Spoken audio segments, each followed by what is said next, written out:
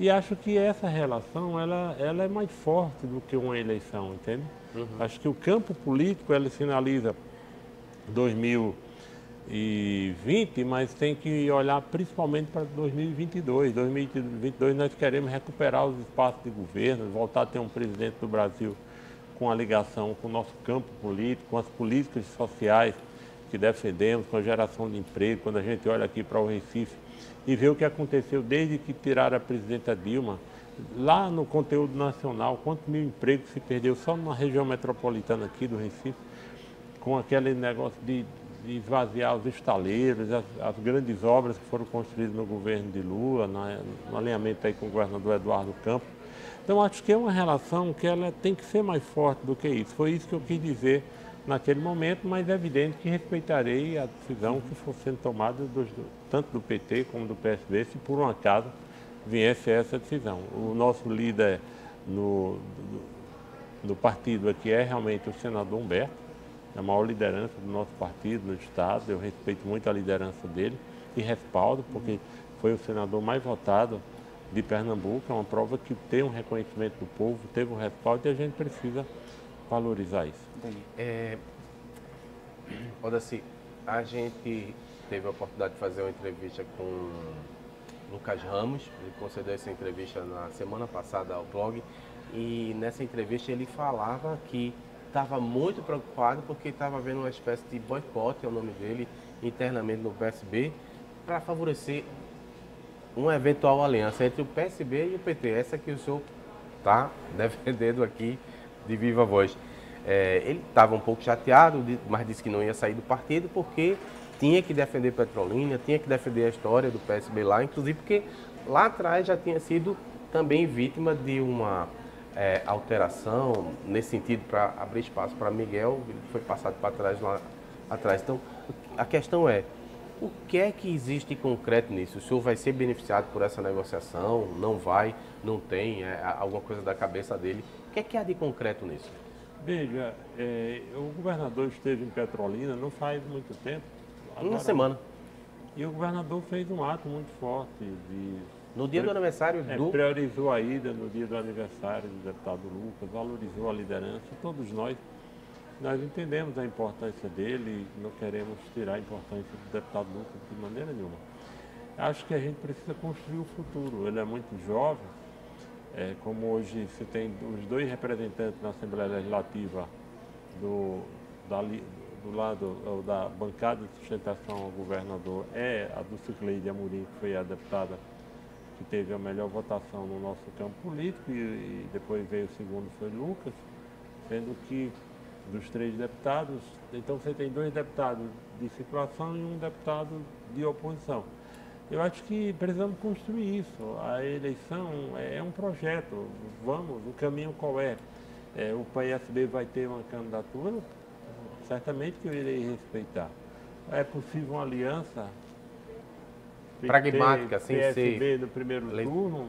É muito bom. Eu acho que Petrolina deve ter 2 ou 3 candidatos na oposição aí na disputa para prefeito. Tem um nome lá que é o vereador Gabriel, que foi na verdade, você tem uma lista lá de deputados que foram candidatos, ele é vereador da cidade, mas foi candidato, foi o quarto colocado da cidade.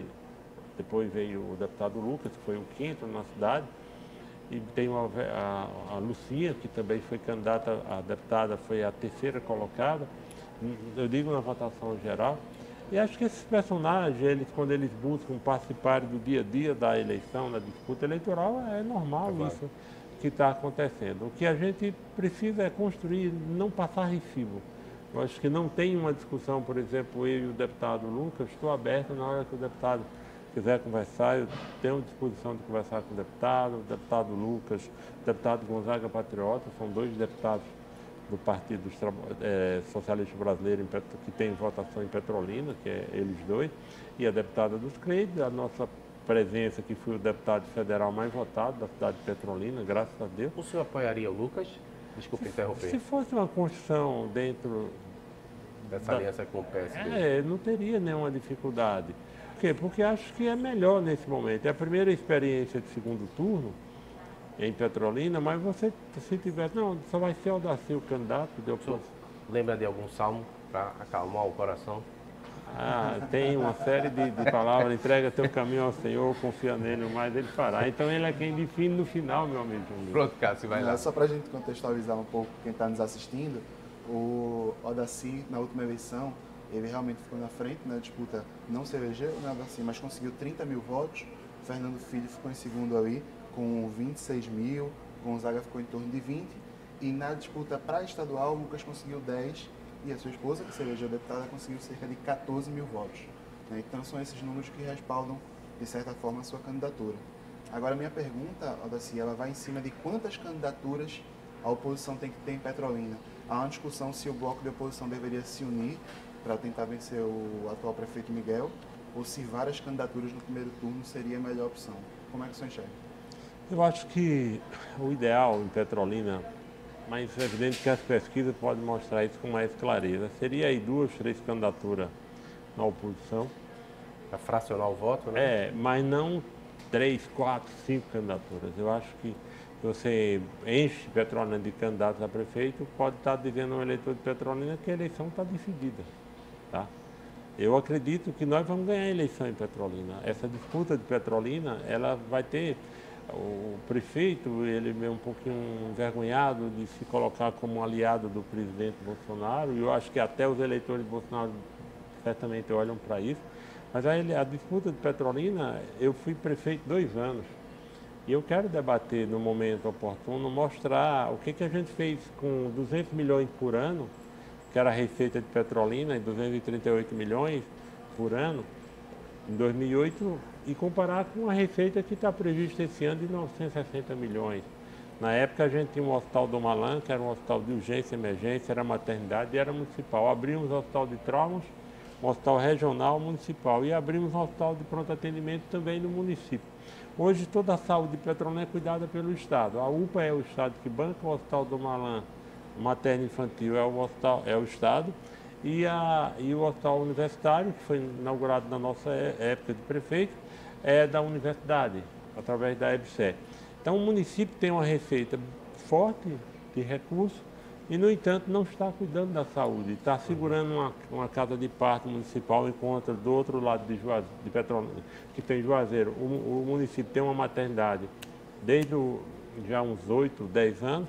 A Prefeitura de Petrolina fica empurrando para inaugurar uma maternidade de baixo risco, que vai ser agora em maio, por aí, porque já quase não tem despesa durante o mandato. Então é uma coisa que fica jogando para frente, como poderia estar aliviando. E esses debates, eles serão importantes a gente fazer na campanha. Não é nada do campo pessoal. Você não tem nada de região, porque eles estão pegando a Codevasf de Petrolina, a Codevasf se tornou uma secretaria do município de Petrolina. Quase isso. A Codevasf poderia estar saneando as áreas irrigadas, não tem um palmo de saneamento nas áreas irrigadas. As áreas irrigadas usam água bruta e eles não resolvem. Você tem praticamente 100 mil habitantes morando nas áreas irrigadas que não tem água tratada. Eu deixei um convênio, um entendimento que fizemos com o governo do estado, um plano de meta de investimento com a Compesa, que eles tinham que tratar a água dos projetos em 36 meses. Depois veio a disputa, a Compesa e a Prefeitura se desentendeu, e depois ele ganhou a eleição dizendo que se entenderia com o governador, depois brigou, e hoje continua as áreas irrigadas, a área da força econômica de Petrolina tomando água bruta. Então são debates importantes porque o que a gente garantiu a Petrolina nos 2 anos, como um plano de meta, hoje a cidade recebeu uma nova captação de água, que foi construída através do governo do estado, mas que foi no plano de meta que eu deixei. A Bacia Central, o prefeito, quantos bairros nós saneamos em 2 anos de governo? Bacia lá, Vila Eulália, Pedra Linda, Rajada, deixamos as áreas ribeirinhas como nova descoberta, licitada, e era para atender todas as áreas ribeirinhas, como você conhece ali o Balneário de Pedrinhas, Serrote do Urubu, Agrovila, Roçado, Catinguinha, Tapera, e nada evoluiu. Hoje o prefeito joga asfalto em cima de bairros sem saneamento, que é uma tradição que Petrolina tem de sanear as cidades, tá? De sanear as cidades. Talvez depois dessa entrevista aqui o prefeito até anuncie algum saneamento, mas está há 4 anos que não faz saneamento. Gabriel, que o prefeito, em menos de 4 anos, já vai gastando mais de 50 milhões de reais para alocar viaturas de carro. Como é que se consegue gastar 50 milhões de reais, 50 milhões de reais em menos de 4 anos com locação de carros, locação de viatura? Então, aí onde eu quero discutir com o povo de Petrolina, de que nós poderemos utilizar o recurso bem e o prefeito vai ter condição de trazer as mesmas obras que eles estão trazendo agora com a força enquanto tiver o governo federal. A inteligência do povo de Petrolina vai estar aí, onde eles vão separar. Deixa Miguel ir trabalhar com o Bolsonaro. Deixa Miguel ir trabalhar com o Bolsonaro. Deixa ele ir para Bolsonaro e me bote lá na prefeitura.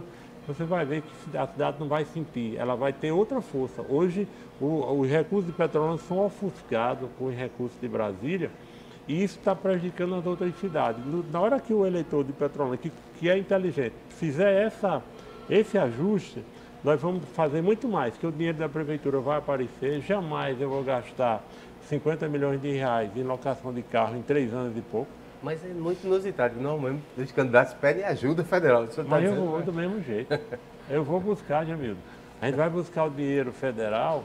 Não estou dizendo que a gente vai se isolar de Brasília, não. Perfeito. Inclusive ele. Então, porque você tem o pacto federativo, tem a discussão, mas o que eu estou falando é que a sociedade petrolinense, o IPTU de Petrolina, ele aumentou muito o IPTU nas áreas mais próximas ali, umas áreas de classe média e tal. Aumentou muito. Então, apertou muito na questão dos impostos à sociedade e a gente está propondo e vai propor que vamos fazer mais com menos, tá? Porque fizemos. Imagina, nós baixamos os índices de violência de Petrolina, em um mês nós baixamos em 36% os homicídios da cidade, quando eu assumi a prefeitura. Estava nas páginas da Veja, entre as 100 mais violentas do Brasil. Nós botamos monitoramento eletrônico junto com o Estado, botamos viaturas na mão da polícia militar, a guarda trabalhava no monitoramento eletrônico, a polícia civil também era parceira, e fizemos um projeto que foi inovador, que foi a contratação de presidiários para reeducar essas pessoas. E fizemos uma escola de música. Me lembro que no dia que eu inaugurei aqui, você está com o maestro, no dia que nós inauguramos o projeto de ressocialização de presidiário, eu inaugurei a escola de música e levei os reeducando para participar da inauguração da escola de música. Mostrei para eles que eles tinham caído, mas precisavam e poderiam contribuir com a sociedade. E isso se viu até hoje e serve a cidade. O senhor fala de sua gestão, tem uma pessoa que sempre que fala de Petrolina também fala muito bem da própria gestão, que é um ator que a gente não pode deixar de falar, que é o Júlio Lócio. Júlio Lócio, dá para conversar com o Júlio ou ele é candidato e é difícil trazer Júlio para uma aliança? Nós temos conversado, eu e o Júlio temos conversado, inclusive ontem eu achei muito interessante que um blogueiro botou uma fonte que Júlio jamais me apoiaria por questão de confiança e tal, da minha fé, que é uma coisa que eu já percebi que os meus adversários, eles exploram muito, eles se incomodam porque eu sou uma pessoa voltada para a fé, porque eu não tenho um grande desapoio do ponto de vista, eu sou totalmente dependente da força maior. Tá? Agora, eles colocaram que eu não... E Júlio mandou uma resposta ontem que eu achei muito interessante. Mandou que ele fosse beber da fonte verdadeira das informações, porque nós dialogamos constantemente. A gente tem um diálogo e não é impossível uma aliança minha com o ex-prefeito Júlio Lócio. Como não é impossível com o Lucas, não é impossível com o Gonzaga, não é com o Gabriel, não é com o PSOL. Nós dialogamos. PSOL é verdade que não tive... Só precisa dialogar mais com o Lucas aí. Lucas, mas eu já disse a ele que gostaria de conversar com ele, inclusive encontrei um dia com uma pessoa dele, pedi que gostaria de conversar e estou aguardando um momento. Eu respeito o deputado, é um jovem, a gente vai ter muita caminhada aí pela frente. Perfeito. Olha, eu queria falar de coisas administrativas, o senhor até tocou aí. Se voltar à prefeitura, acaba com a briga com a Compesa ou mantém o desejo de privatização que está em curso, não ainda... saiu do papel porque o TCE precisa do aval. E aproveitar também e inserir um segundo assunto, guarda armada, que foi implantada lá. O senhor retiraria ou mantém, amplia? Ok. A respeito da Compesa, quando nós fizemos o plano de meta, foi garantido um investimento de 100 e poucos milhões, que ao longo dos 30 anos chegaria ajustado a mais de 300 milhões. O que eu fiz quando assinei o plano de meta foi botar um gatilho lá que a Compesa poderia ficar se ela cumprisse o plano de metas. Se ela cumprir, ela ficaria, senão ela sairia. Da minha parte, eu voltando à prefeitura, a Compesa, eu vou fazer um levantamento, um estudo. Se ela cumpriu o plano de meta, porque tem coisa que ela não cumpriu, foi por causa da prefeitura que rompeu, o que é que está acontecendo? Se a Compesa cumpriu, fica. Se não cumpriu, sai. Agora, Sério? sério. Eu prefeito de Petrolina. Isso é novo, né? Porque normalmente os petistas eles são estatizantes. Não, mas é o seguinte, eu só não sou a favor de vender o sistema. Petrolina é uma cidade que Mas com se não for ela, seria quem? Não, se Porque ela é monopolista. Petrolina é uma cidade, Jamildo, que inclusive eu deixei projetos para Petrolina 95% saneado. O problema é que deram uma parada, diminuída no ritmo. A gente tem condição de, em um curto espaço de tempo, ter uma cidade 100% saneada. Aí você tem que ir para o interior, as comunidades que ainda falta, tratar água. Eu sou favorável de que os investimentos sejam no campo público. Certamente, eu defenderei um projeto de uma estrutura, se foi esse o caminho, se a Compesa não cumpriu, e foi por falha dela que não cumpriu, porque também tem um ponto que é esse negócio do município, nós faríamos uma ação, tipo nós temos a empresa de trânsito em Petrolina, que é uma empresa municipal e que dá resultado. Perfeito. O senhor não falou da Guarda. A da Guarda Municipal, é importante informar aqui, Jamildo, que quem fez o treinamento da Guarda Armada foi no meu governo. Nós conseguimos recursos, capacitamos o guarda e deixamos todos os guardas com porte de arma. Inclusive com uma arma garantida, que na época a Polícia Federal ficou... Pode reclamar de Bolsonaro de arma. Não, no caso da Guarda, a Guarda, na minha opinião, a Guarda é uma polícia de apoio municipal.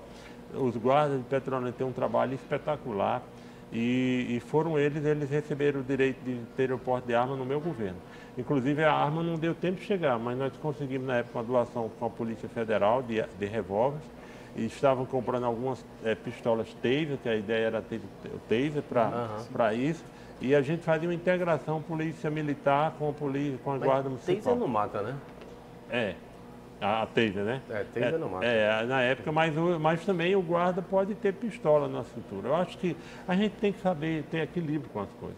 O que ele não pode ter é no horário de folga ou estar abusando. Abuso de poder, ninguém tem o direito de abusar. Você falou uma coisa importante aqui, que a gente batendo um papo ali, é a questão de querer para o outro aquilo que a gente quer para a gente. Então, Exato. O que é o papel de um guarda? É garantir tranquilidade na sociedade, ou de qualquer um. Um político que se sente no direito de andar por aí dando cavalo de pau em carro, gritando, dando carteirada, isso aí não é político. Tá? Falar nesse caso, me dá só a oportunidade de complementar aqui que o governo federal em relação ao Nordeste, né? Porque estamos todos num barco só. Eu até gravei, depois resolvi não publicar. Eu queria dizer isso aqui, eu acho que é um momento oportuno. Eu acho que está na hora de se sentar à mesa. E o presidente da República deveria convocar os governadores do Nordeste e ter uma conversa. Ele tem ali 30 milhões de seguidores, as pessoas não conversam, os ânimos estão muito acirrados. Gestor municipal, estadual e federal não tem o direito do eu. O eu, nós temos que... É a sociedade. Então, por exemplo, agora essa confusão do Congresso. Eu não sou favorável a essa ideia de impor ao presidente da República um orçamento nesse formato. Não, que é isso. Você tem que respeitar a autonomia. Se o presidente tem, ele é o presidente da República. Agora... Até porque se passar lá depois vem em cima dos prefeitos, né? E dos governadores também. E por que não usar, por exemplo, esse dinheiro para a PEC 300? Vamos discutir a PEC 300. O presidente não gosta da polícia, todos nós gostamos, a polícia é importante, tira a polícia da rua para ver. Agora, vamos usar, ao invés de dividir a sociedade, pega esse dinheiro, discute com o Congresso, vamos implantar a PEC 300, vamos dar aí um valor, se não dá para o valor total, por etapa, R$1.000, R$2.000, R$3.000, melhor ali, se você botar R$2.000 a mais, R$3.000 no salário de um policial, a economia vai sentir de maneira positiva, que as pessoas vão gastar, vão consumir. Então, eu acho que todos nós precisamos agir com muita sabedoria nesse momento. Essas brigas que fazem, muitas vezes, elas dividem para dominar. Tá? Então, não tem polícia porque é de Bolsonaro. Bolsonaro gosta de polícia, melhor salário de polícia, tá bom? Porque está... é igual gasolina. O presidente chega e diz assim, os governadores vão... Se eles zerarem o ICMS, eu zero os impostos. Bolsonaro vendo o dólar subir, casado com a Petrobras, casado com a dolarização. Provavelmente a gasolina pode chegar a R$5, R$5,50, aí ele pega e diz um negócio desse. Quando na verdade a gente precisa discutir, é forma de resolver as coisas, e não estar botando uns contra os outros, que eu acho que isso é muito ruim para quem tem um governante nacional com esse pensamento. Uma outra gente é Bolsonaro e está muito forte nas periferias também, Evangelho. Você acha que o PT consegue esse voto? Veja, essa questão do campo evangélico se criou uma situação de que o PT não é um partido família. E, na verdade, eu estou no Partido dos Trabalhadores, fui deputado, fui líder do PT na Assembleia, hoje minha esposa é deputada estadual dos Cleide, é líder. E nós somos cristãos, nós somos evangélicos. E nós votamos naquilo de forma respeitosa pela família, projetos que identificam a família. Agora, a forma de cuidar da família é, por exemplo, gerar emprego, é um fator. Quantos evangélicos estão por aí batendo na porta precisando de emprego? A economia está travada. Então nós precisamos discutir isso. Sentar à mesa, os evangélicos, eu sempre gosto de dizer que um dos problemas da nação, se você pegar tem uma passagem da Bíblia chamada Oséias 4:11, e você for em Provérbios 31, ali nos primeiros 4, 5 versículos, ali está dizendo onde é que estão os problemas da sociedade. Então ali, 2 problemas é o que se identifica a sociedade. Então, o campo evangélico, evangélico não tem que ter partido. Evangélico tem que ter princípios, defender princípios. Então, eu faço parte do Partido dos Trabalhadores, mas eu nunca vou abrir mão de princípios por causa de nada, nem de dinheiro, nem de poder, nem de nada. Poder, para mim, é importante para poder trabalhar em defesa da sociedade. E acho que a presidenta Dilma e o presidente Lula não fizeram nenhum movimento, não tem uma lei.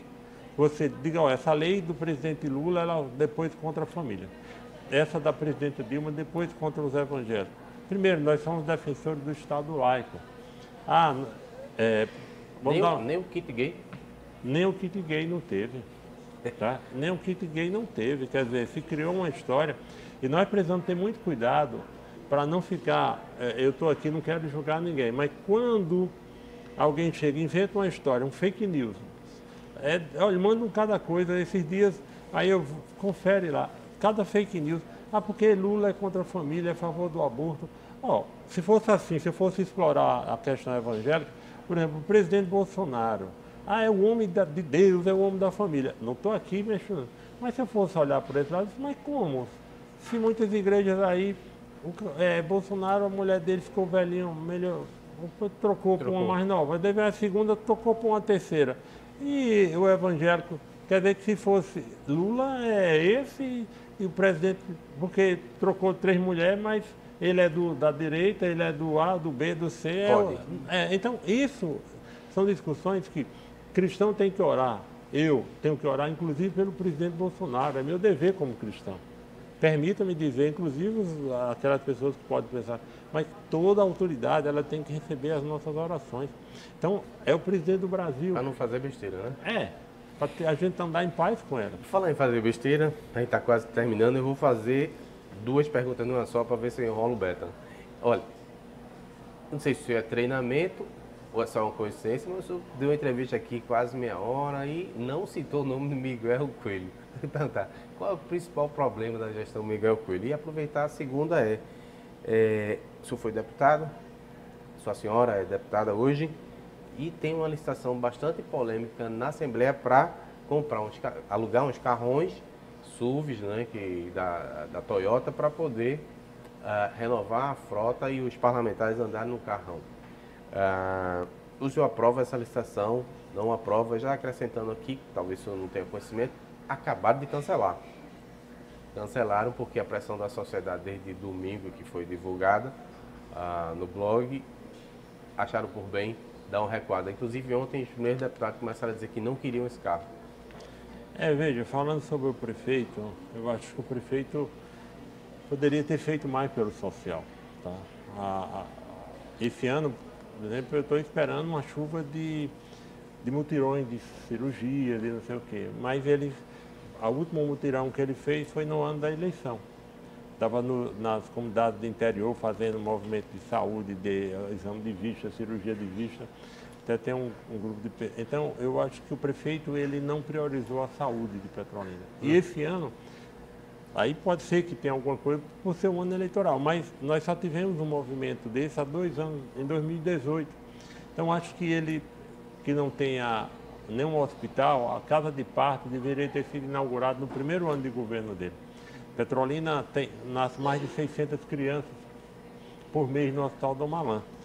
E ali é para parto de alto risco. E vem de 53, 54 municípios. Então, se tivesse uma maternidade de baixo risco, você nasceria ali 200, 300 crianças por mês, e as crianças de Petrolina nasceriam sem sofrimento. Às vezes, uma mãe está ali num parto normal e numa fila esperando que tenha uma pessoa de alto risco que veio de uma cidade daquela. Então, quando o município livrou-se dos hospitais, deveria ter aberto imediatamente um hospital de baixo risco, como fez a Prefeitura de Juazeiro. A Prefeitura de Juazeiro não tem um hospital, mas tem uma UPA, 24 horas. E tem uma casa de parto. Ainda essa semana o prefeito me dizia que nasce 400 crianças por mês na maternidade de baixo risco de Juazeiro. Quando o parto é complicado, vem para Petrolina. Então, eu vejo nesse campo aí, vejo que ele também poderia ter feito mais em outras esferas da área social. E ter gasto melhor a questão dos dinheiros da prefeitura, porque acho muito caro essa alocação. Esses 50 milhões de Petrolina, se a questão dos carros, o deputado ele precisa se deslocar, mas não quer dizer necessariamente que tem que ser do melhor, a mais cara que tiver. Esse carro é 260 mil. Quanto? 260 mil. Carro na faixa de 260 mil. Mas não é compra, é aluguel, né? Eu sou favorável de que o deputado tenha um carro para se deslocar, mas não precisa ser, pode ser um carro simples, uma caminhonete, uma F10 de 120 mil, 150 mil. Eu acho que atende muito bem, que é como sempre eu rodei como deputado estadual, andando no carro de 120 mil reais, porque para mim que todo um município que é o maior município petrolino, 4.700 km² de Pernambuco, eu rodo muito. Agora a gente precisa de um carro, mas nesse caso não precisa de uma SW4, não precisa. Eu não defenderia isso. Perfeito, olha, já